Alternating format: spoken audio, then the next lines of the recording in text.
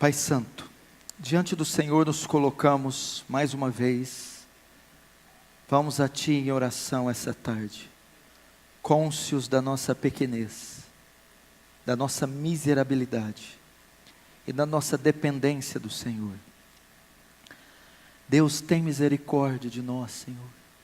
O que é para Ti, São Paulo? O que é para Ti, a IPB de Pinheiros? O que é para Ti esse pequenino pedido que estamos fazendo? Deus, só um respingo da Sua glória é o suficiente para inflamar e encandecer esse local.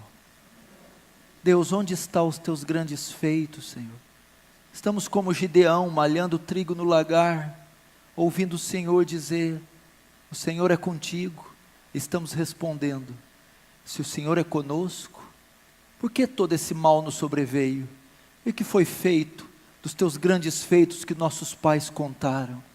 Oh Deus, não se esquece do Teu povo, Senhor. Estamos fartos de contos, de ouvir daquele que falou do outro, daquilo que lemos, e nada de acontecer conosco. Senhor, nosso coração anseia, e não é só o nosso desejo. Há uma necessidade urgente, Senhor, numa sociedade corrompida, carcomida, putrefada. Só um avivamento, Senhor, vai sarar essa nação. Não é baseado no que eu peço, nas nossas justiças, mas nas Suas muitas misericórdias, na incondicionalidade do Seu amor, que é unilateral.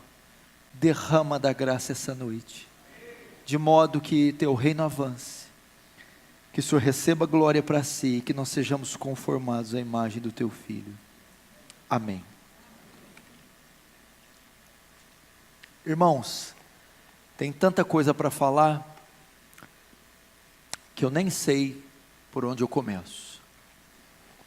Eu preparei vários esboços para trazer aqui, mas eu pensei contar um pedaço do meu testemunho, do testemunho da minha conversão.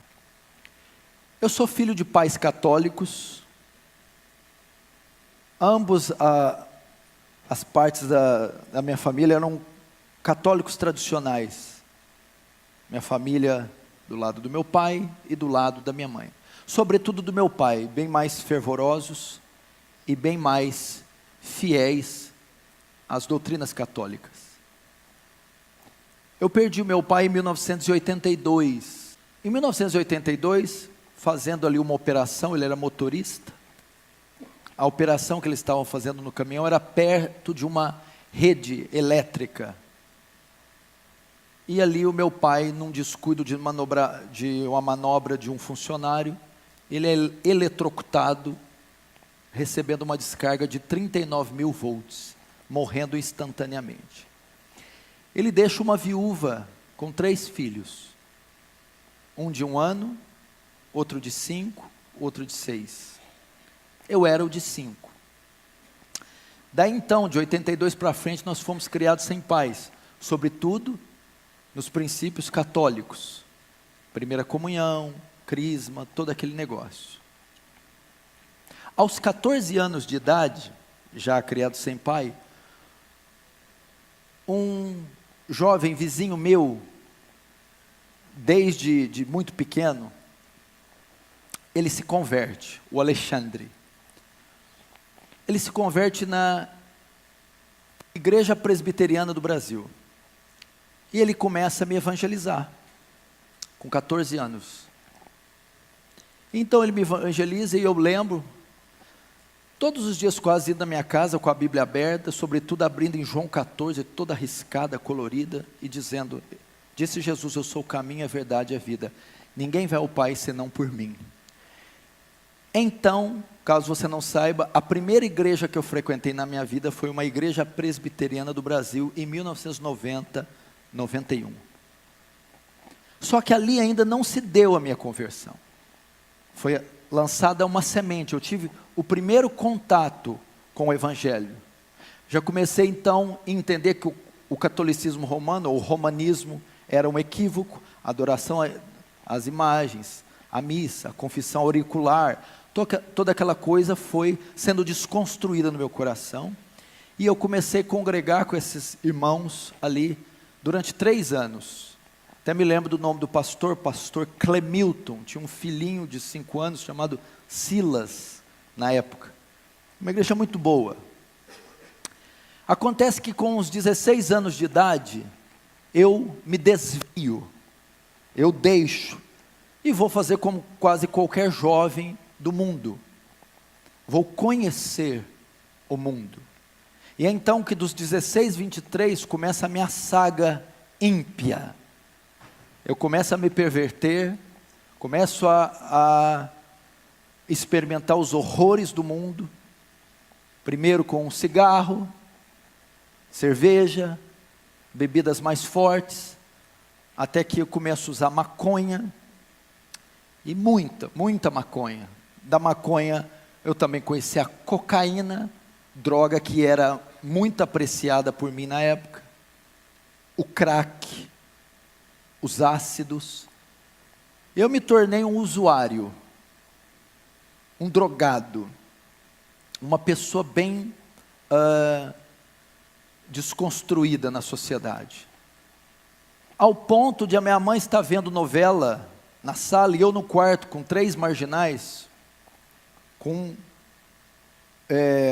uma montanha de cocaína no quarto, e nós estávamos ali cheirando, enquanto fazíamos os papelotes para depois sair para vender, ao ponto de ir até uma biqueira, e pegar uma pedra de crack desse tamanho, colocar na cintura, e sair dela até minha casa para fazer as pequenas pedras e vender, e passando por blitz policiais, correndo o risco de ser preso.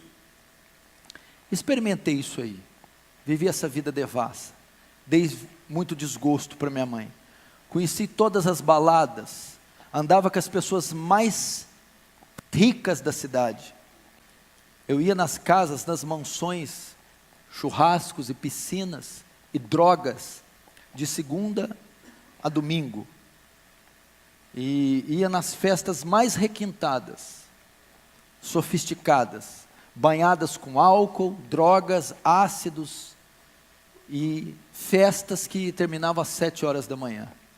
Ao mesmo tempo eu conhecia também as mais pobres. Como você percebeu, eu sou um pouco carismático, eloquente, então eu conquistava muitas pessoas. Conhecia também o outro lado, as biqueiras, os traficantes, as pessoas mais sujas. Ao ponto de um dia, em uma chuva, uma meia-noite, minha mãe, meus irmãos dormindo, nós fomos para os fundos da minha casa, onde tem,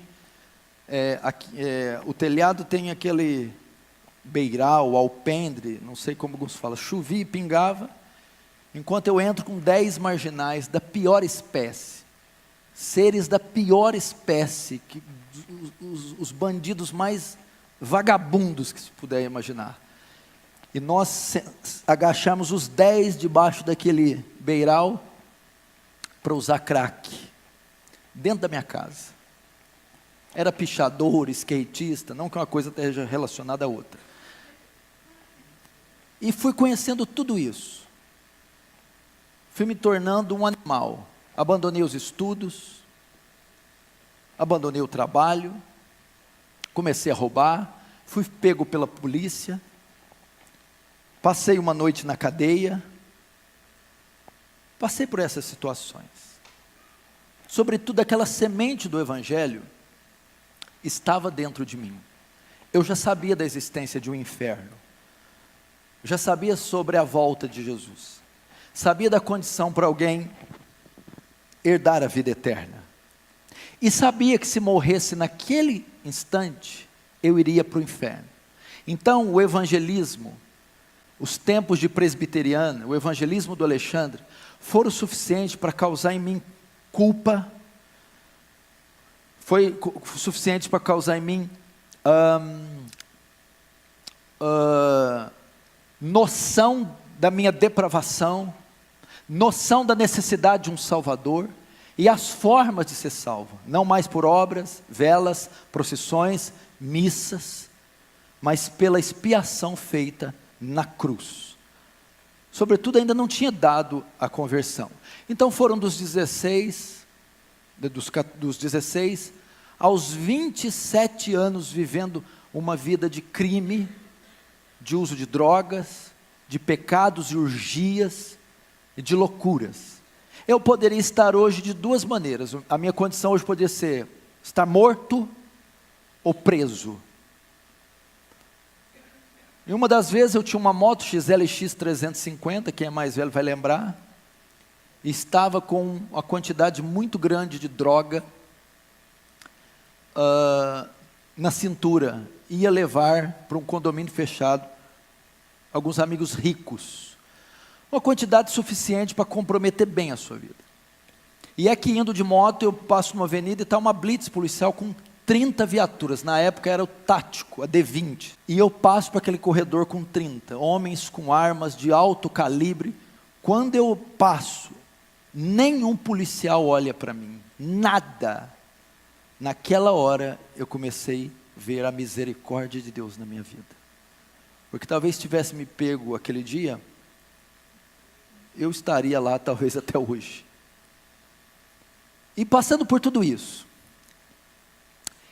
E o que aconteceu? Em um dia, saindo para uma festa de exposição agropecuária, que é comum nessas cidades do interior, onde fazem shows e tem bebida à vontade, nós íamos para uma dessas festas, numa sexta-feira à noite. Nessa semana, um amigo meu tinha ido aos Estados Unidos fazer um high school e aprimorar a sua condição de atleta de basquetebol. E ele estava retornando e me ligou perguntando se eu queria que ele comprasse algo para mim. Como eu estava envolvido com o basquete, eu queria tênis na Nike, moletons, aquelas roupas todas. E ele trouxe aquela semana. E eu me vesti de todo aquele aparato gringo. E me aprontei e passei na casa de um amigo meu, o Juliano. Nós iríamos sair aquela noite e ir na festa de exposição. Então quando eu chego, ele está se trocando no quarto, eu estou na sala esperando. Ele se troca só pela metade, vai para a sala terminar de trocar o resto. Ele está sentado no sofá, eu estou de pé olhando para ele, vendo ele amarrar o sapato. De repente, quando ele está amarrando o sapato, um fogo começa a invadir o meu coração. Eu começo a me contorcer. Eu começo a olhar para aquele moletom da Nike, aquele tênis, aquela calça. E eu olho para ele, Juliano, o que é isso aqui, cara? Isso aqui é tudo inútil, tudo ilusão. O que eu estou fazendo da minha vida?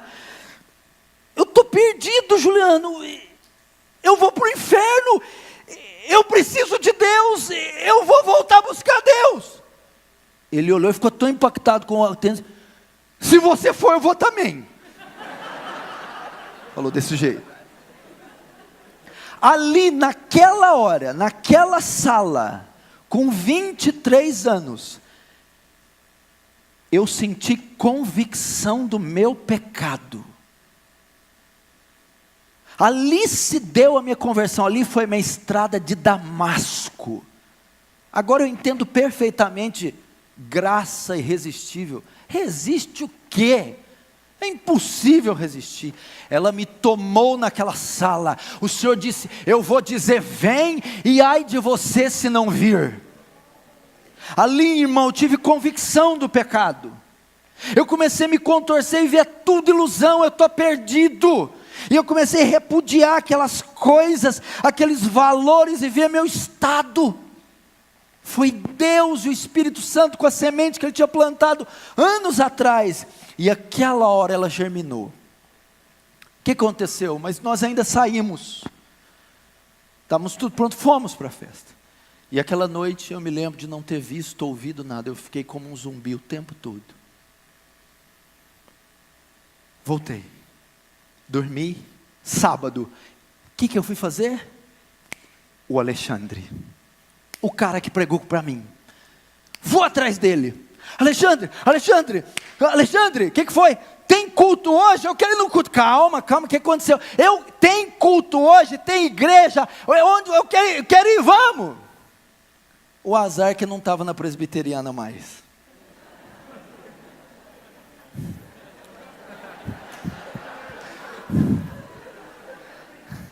Ele tinha uma comunidade. Mas novo convertido não quer saber. Falou Jesus, ele está lá. Irmãos, era um culto de sábado, muito comum, culto da mocidade. E ele diz, tem culto dos jovens, vamos. Eu fui. E faz 20 anos que eu nunca mais saí. Se deu a minha conversão. Eu comecei a ir. Nisso, e tem que ficar registrado, nesse pequeno desvio de 7 anos, o Alexandre nunca deixou de orar por mim.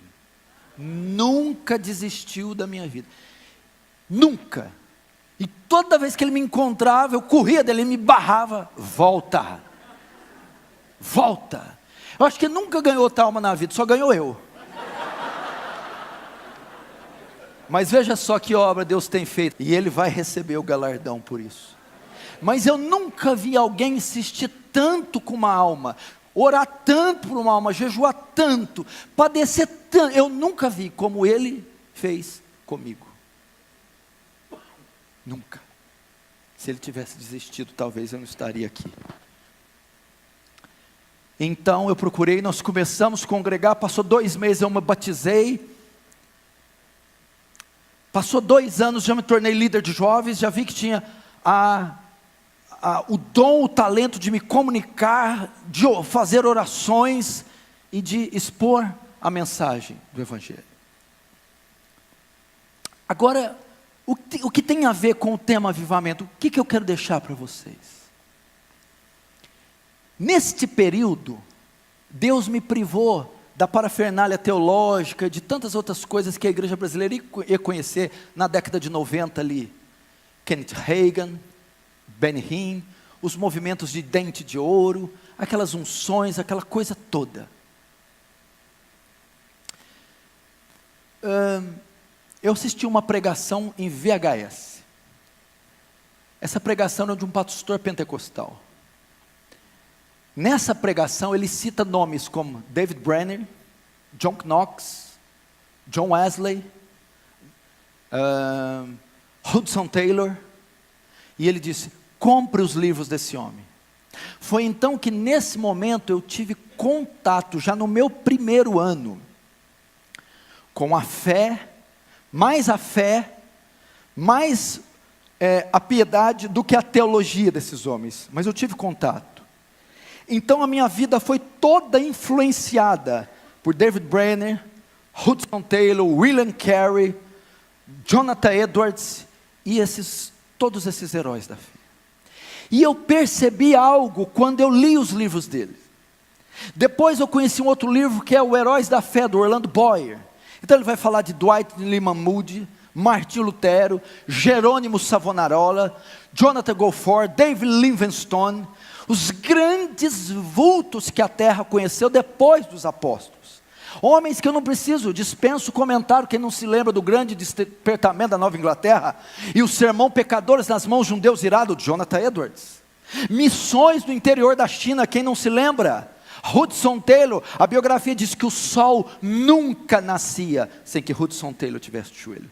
David Brenner, morreu tuberculoso com 29 anos, ele cuspia pedaços do seu próprio rim. E eu notei algo nesse primeiro ano. Eu notei que todos eles, do evangelista ao avivalista, do teólogo erudito ao missionário, todos eles tinham algo em comum. Eles eram homens de oração. Todos, sem exceção. Todos. E eu comecei então a entender que o que os pastores da igreja que eu congregava traziam, as suas mensagens, eram até que bons, mas eram muito superficiais. Passei a basear a minha doutrina, a minha fé, na doutrina, no estilo de vida destes homens. Então daí eu passei a desenvolver uma vida de oração, e Deus me concedeu graça. Você quer saber como nasceu a Igreja Aliança do Calvário? Como nasceu o Ministério Defesa do Evangelho? Como nasceu o ministério do pastor Paulo Júnior? De joelhos, de oração. Tudo que eu tenho, tudo que eu sou, é óbvio, eu não vou escorregar aqui, é pela graça de Deus e uma ação soberana, mas de joelhos, através da oração. Foi então que eu comecei a aprender a orar. E eu me lembro quando eu consegui orar a primeira vez por 1 hora, a vitória que foi. Mas Deus não ia parar por ali. Então nós começamos. Eu trabalhava como cameraman das categorias de base do time de basquete de Franca. São 8 categorias. Eles começavam a treinar 1 da tarde, e de hora em hora intercalava as categorias até o time principal às 7, 5. O que eu fazia? Então Deus começou a desenvolver algo. Eu ia até eles, como eu filmava e depois vendia as fitas. Eu ia até os treinos, subia até a arquibancada, do lado esquerdo era o banheiro feminino. O banheiro feminino é só utilizado em dias de jogos. Eu entrava naquele banheiro, dobrava os meus joelhos enquanto escutava o barulho do tênis e da bola, e das categorias dos times entrando, jogando, saindo, e eu orava, porque eu fui influenciado por esses homens, e eu ouvi que John Knox dizia: dá-me as almas da Escócia, senão eu morro. Então lá dentro daquele banheiro eu começo a dizer: dá-me as almas do basquete, senão eu morro. E eu ficava ali 1, 2, 3 horas dentro do banheiro feminino enquanto eles oravam. E você sabe que eu transpiro muito, estava molhado. E quando eu saía de lá, o banheiro em cima, descia a arquibancada, a quadra embaixo. Eu descia e depois ia pregar para eles. Foi que então começaram a haver conversões no meio do basquete, atletas, pessoas envolvidas. Haviam técnicos, massagistas, haviam preparadores físicos, atletas, e eu comecei a desenvolver o ministério de evangelismo através deles. E foi havendo conversões, e foi acontecendo um movimento, e a igreja, o meu ministério surgiu num pequeno despertamento entre os atletas e os jovens. E foram convertendo os jovens naquela época, e se tornando um grupo que passou a me acompanhar. E tudo em oração, e eu orando ali. E esse grupo, nós começamos a fazer vigílias de oração. E nós fazíamos vigílias de sexta-feira para o sábado, do sábado para o domingo, da meia-noite às 6 da manhã. Eram 5 jovens que faziam, fruto desse despertamento entre os atletas. Eram 4 mais eu, e nós oramos da sexta para o sábado, do sábado para o domingo, até às 6 da manhã. Fizemos isso durante anos, e hoje são pastores da Aliança do Calvário. 90% daqueles que estavam comigo são hoje os pastores que estão comigo. Deus me ensinou a orar. Eu passei então a aprender o poder da oração, ao ponto de, quando eu descia nos treinos e olhava um atleta, e eu dizia: Senhor, é este o próximo que eu vou ganhar. Então eu começava um período profundo de oração, até que ele se convertesse, e eles se convertiam. Deus foi me dá almas, eu fui aprendendo a orar e buscar. Comecei a colocar uma lista de almas, colada no meu armário, com 50, 60, 70 atletas e almas e ímpios, e orava todos os dias, um por um: dá-me estas almas, e o Senhor foi me ensinando. Eu comecei então a passar noites e noites em claro, orando. Aprendi a orar 1 hora, 2 horas, 3 horas, 4 horas. Ele me concedeu graça, não foi por mim, mas eu estou dizendo que é possível coisas como essas. Deus faz isso com gente comum como eu e você. E depois eu comecei a dizer: dá-me as almas dessa cidade, senão eu morro. Não importa o que achem de mim. Talvez os teólogos não vão gostar dessa pregação. Aliás, eles não gostam de muita coisa, né? Mas foi exatamente isso que Deus fez. E eu fui vendo os frutos, e um despertamento, e outras almas foram se convertendo, e essa igreja nasceu fruto de um despertamento, e de dias, meses e anos de joelhos, e jejuns, orações, e Deus foi acrescentando, acrescentando, acrescentando, e as almas foram se convertendo. Me lembro quando eu preguei o meu primeiro sermão. Eu ouvi de Martinho Lutero, que antes da dieta de Worms, passou a madrugada inteira orando. Eu ouvi de Jonathan Edwards, que antes de pregar o sermão Pecadores nas mãos de um Deus irado, passou 3 dias sem comer, sem beber e sem dormir, orando. Eu disse: se eles fizeram, eu também vou fazer. Eu não sou um admirador de sermão. Você já viu os admiradores de sermão? Que sermão! E tem os outros colecionadores de sermão. Você vê a minha videoteca, o meu HD, eu não. Eu ouvia, queria praticar no dia seguinte. Primeiro sermão que eu prego na igreja, que não é para jovens, para toda a congregação, eu passo a madrugada orando. E oro até às 6 da manhã. Porque Deus me ensinou a ficar de joelhos. Quando eu ia convidar uma pessoa para a igreja, eu costumo dizer, durante os meus primeiros anos, Deus me usou como um ganhador de almas. Eles perguntaram para mim: qual o segredo? 70% oração, 30% pregação. Nisso consiste o meu evangelismo. 70% oração. Pra você ter uma ideia, eu convidava alguém para ir para a igreja, na segunda, para ir no domingo.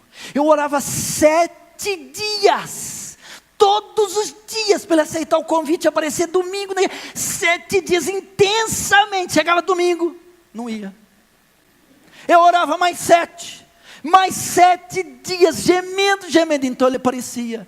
Eu estou dizendo para você que eu orava 14 dias, não é para ele se converter, 14 dias só para ele aceitar o convite e aparecer. Eu orei para um jovem 10 anos pela conversão, ano após ano. Quando eu pensava em desistir, 10 anos. Ele se casou com uma mulher espírita. Hoje os dois estão na igreja batizados, membros fiéis para a glória do Senhor. Poder da oração. O poder da oração. Eu vi, irmão. Eu me lembro, irmãos, fazia isso, ia dentro do banheiro, fazer jejuns, noites em claro, por essas almas. Isso eu já estava ministrando a palavra. E eu me lembro de um testemunho de Dwight Lima Moody. Moody, quando pregava, se sentia seco, vazio, ele ia para o bosque. Ele ficava 1, 2, 3, 4 dias dizendo: enche-me do Espírito, enche do Espírito, enche. Então ele ia e voltava, pregava e a alma se convertia.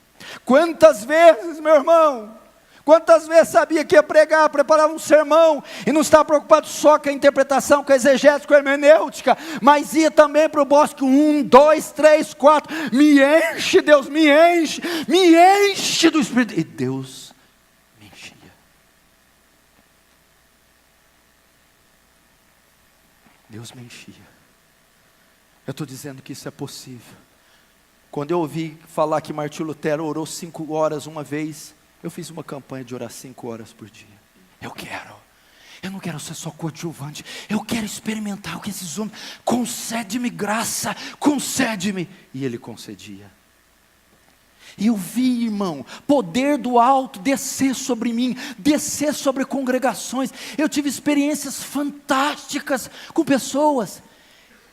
Eu não me importo o que o movimento carismático fez com dons, com cura, com poder. Eles não são donos disso. Nós não podemos deixar eles roubar de nós as promessas, o Espírito Santo, o poder, os dons. Espera lá. Eu me lembro de uma senhora me procurando. Meu filho teve um acidente de moto. Eu entrei na Santa Casa. Na UTI.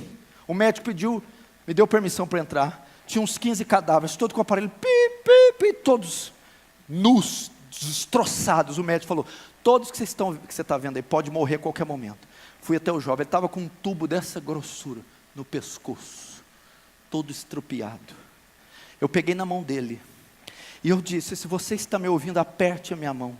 Ele apertou milimetricamente, quase imperceptível, mas eu vi que ele estava ouvindo. Eu orei por ele. Eu orei por aquele jovem. Senhor, tem misericórdia dessa alma moribunda. No outro dia ele saiu do coma. Passou algumas semanas, ele foi lá na igreja com toda essa parte costurada, me agradecer.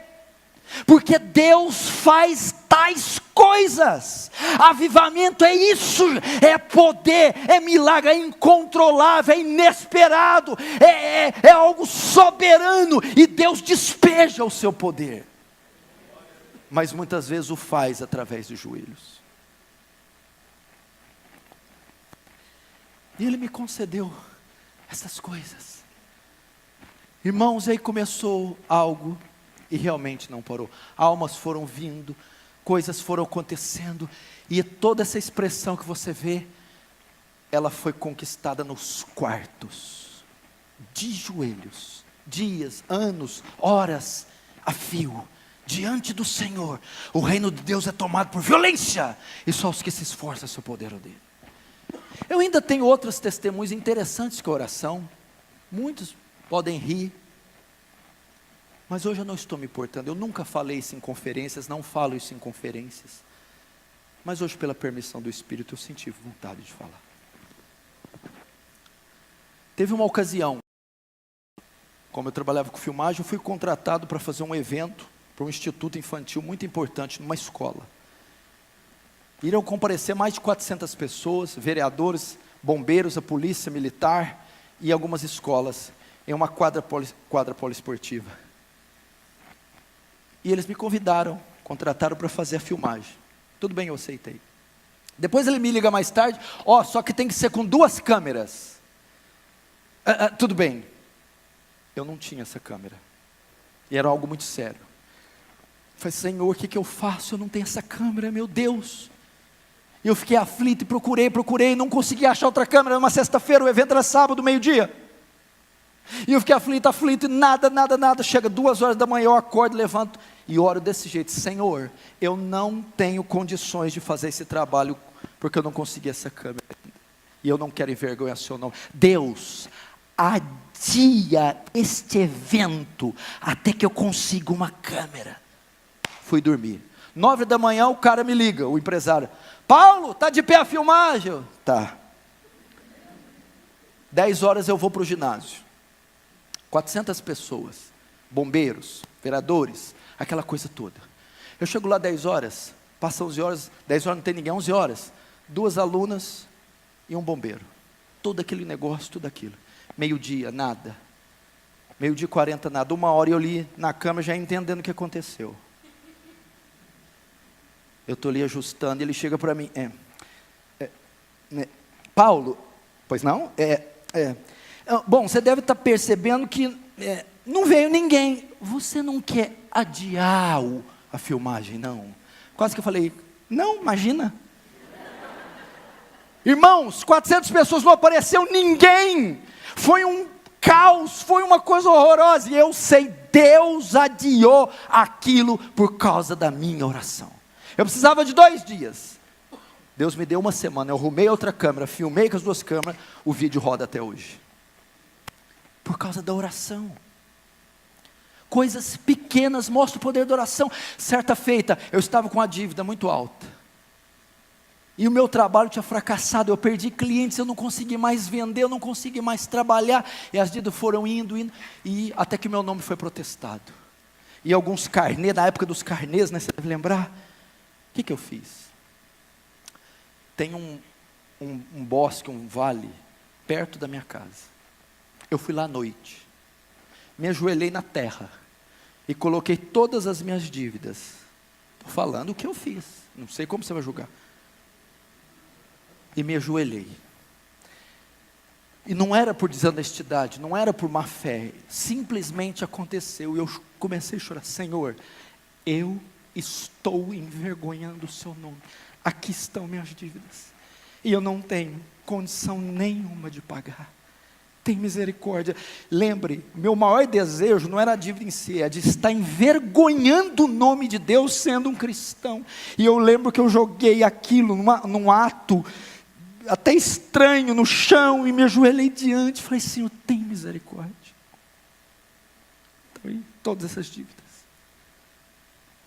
Terminei de orar, recolhi aquilo e fui embora.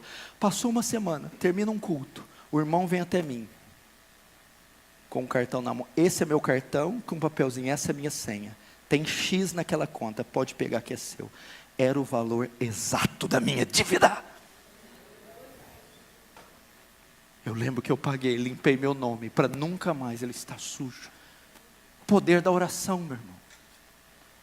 Quantas coisas Deus nos fez. Me lembro de outra feita, de uma situação envolvendo parentes meus, que eu não vou falar o nome, de um jovem molestando uma senhora, e oprimindo, e molestando, de forma muito pesada da minha família. E eu, como na nossa igreja está repleta de advogados, eu vou mover uma ação contra essa pessoa, não tem cabimento explorar isso. E filho, estava tudo resolvido, a papelada pronta, porque ele não parava de ir até ele molestado. Chegou meia-noite, eu dormindo, meu coração pesou. E algo me dizia: se você fizer isso, ele nunca mais vai olhar na tua cara, você perde um parente para o resto da vida. Eu falei: meu Deus, é verdade. E o que se faz nessa hora? Ora. Senhor, que eu não preciso usar esse recurso para acontecer essa tragédia, Senhor. Deus, resolve isso, afasta esse jovem dessa mulher. Nunca mais foi atrás dela. Sumiu. Eu não precisei usar esses recursos. Eu estou mostrando para você o poder da oração. Muito vale a súplica de um justo por sua eficácia. Coisas que você pode até rir, por exemplo, essa outra. Irmãos, eu estou dizendo que eu sempre usei a oração. Eu lembro quando eu fui trocar o meu carro, um carro 94 para um 2000. Pensa bem, não era lá essas coisas. Eu orei 3 meses para não cometer, porque pobre, você já viu, errou, acabou. Mas eu coloquei diante de Deus 3 meses, não deixa eu fazer a escolha errada, eu ser lesado, passado para trás, e orei. Mas eu estou dizendo que nessas coisas simples, eu coloquei diante de Deus, não me deixe errar, para que isso, uma coisa simples, imagina uma coisa grandiosa. Foram as experiências que Deus me deu. Entupiu a casa da minha mãe, os canos. Uma casa que eu pedi para ela, nós éramos muito pobres. Deus concedeu um sobrado, uma coisa bonita, entope um cano, eu chamo um desentupidor. Chega, imagina um troglodita, gura cheio de marreta, de martelo, e ele olha tudo sobrado e vê o cano, e fala assim: ó, querido, ó, vai ter que arrebentar tudo isso aqui, subir aqui pela escada, eu vou arrebentar a sua casa. Imagina um cara com barba cerrada, devia pesar uns 120 quilos, ele ia quebrar a casa. E eu vou começar a quebrar. Porque eu sei que o cano vai daqui, e passava por um carpete, passava por azulejo, por piso, subia a parede, fazia tudo. E eu, calma, aí ele: não, preciso quebrar, vou começar a arrebentar aqui, tá. Aí ele lá: posso começar a quebrar? Eu: espera aí. Isso estava na cozinha. Eu fui para a sala, dobrei meus joelhos. Senhor, essa foi a casa que o Senhor deu para minha mãe. Não deixa esse homem destruir ela, não. Eu estou te dizendo, Senhor, faz esse homem achar o lugar certo. Voltei, isso foi uns 2 minutos de oração. Tudo bem, meu senhor, pode começar a quebrar. Do lado da cozinha, onde estava entupido, tem a garagem que fica de fora. Ele olhou bem: eu estou achando que eu vou começar a quebrar aqui fora. Ele quebra um piso, nada. Quebra o segundo, vê uma marca branca, é o cano. Pega uma picareta e faz assim, ó. Quando ele faz, é aqui que está entupido, não vai precisar quebrar nada. Eu estou te dizendo, meu irmão, para mostrar para você que a súplica por coisas pequenas, pode ser até paupérrimas para você. Eu estou te mostrando que um homem que prega no Brasil e no mundo todo tem testemunhos simples, até cômicos, de oração. O que Deus pode fazer. Pastor, o senhor não está excluindo a soberania e a graça de Deus? Meu irmão, sabe como alguém demonstra a soberania de Deus? Quando ele ora. Porque quando ele ora, ele mostra que ele não consegue fazer nada. Que ele não dá um passo à frente. que tudo depende de Deus. É pela graça, é pela misericórdia, é pelo poder de Deus. E foi por essa razão que eu orei todos esses anos. E eu quero dizer que a minha vida, o Ministério da Defesa do Evangelho, a Aliança do Calvário, foi obra de um pequeno avivamento, um avivamento local, e fruto de jovens, homens, que dobraram seus joelhos e creram no poder da oração, no poder, no que a oração é capaz. E eu quero dizer a você, não sei de onde você é, qual cidade, mas você pode fazer o mesmo e dizer: dá-me as almas de São Paulo, senão eu morro. Dá-me as almas do Rio de Janeiro, senão eu morro. Dá-me as almas de Brasília, senão eu morro. Dá os meus filhos, senão eu morro. Meu marido, senão eu morro. Meu irmão, a rainha da Inglaterra dizia: eu não temo os exércitos escoceses, eu temo as orações de John Knox. Se você souber o poder que a oração, é isso que o pastor coreano está aqui ensinando. O poder que a oração tem. Ore, aprenda a orar até que fogo do céu desça, até que Deus nos avive, até que Deus levante esses ossos secos e o torne um poderoso exército. Eu sei, nós já temos grandes expoentes da fé reformada, grandes seminários, grandes títulos publicados. Eu sei, isso é excelente, mas você já está farto disso. Você precisa ouvir o outro lado também. Precisa ouvir que John Knox, uma grande mente, ficava de joelho, que Jonathan Edwards gastava 13 horas por dia com as escrituras, em oração em cima do seu cavalo.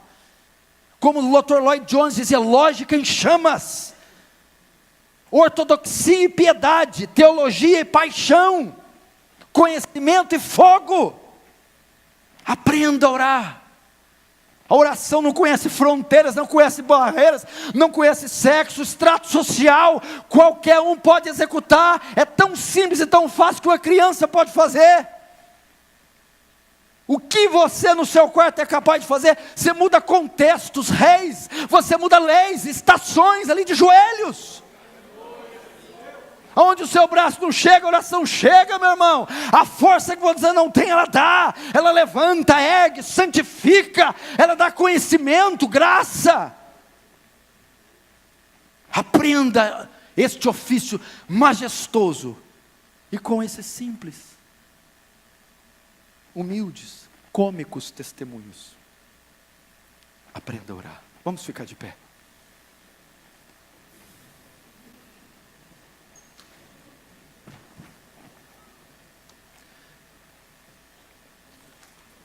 Feche os seus olhos.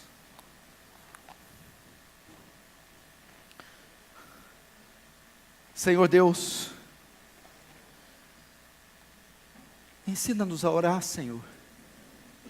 Os discípulos do Senhor chegaram até o Senhor e disseram: Mestre, ensina-nos a orar. Irmão, avivamento tem muito a ver com oração.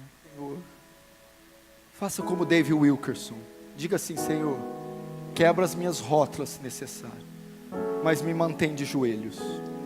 Você que é mãe, peça para Deus: me faz uma mãe intercessora, uma esposa intercessora. Você que é pai, oficiais, pastores, presbíteros, para suas congregações,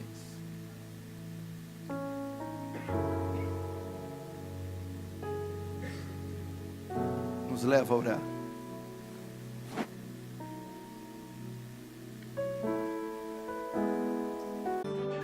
Antes de você fechar o vídeo, eu tenho um recado muito importante para você. Talvez você assista os vídeos do canal há muitos anos e ainda não é inscrito. Então, eu te convido agora mesmo a se inscrever. Basta você clicar no botão vermelho aqui embaixo do vídeo e inscreva-se. E para você receber novas notificações de novos vídeos do canal, acione o sininho que está à direita deste botão. E se você gostou desse vídeo, clique em gostei e ajude o canal Defesa do Evangelho a alcançar mais pessoas para que possam ouvir o verdadeiro Evangelho. Deus abençoe você e um forte abraço.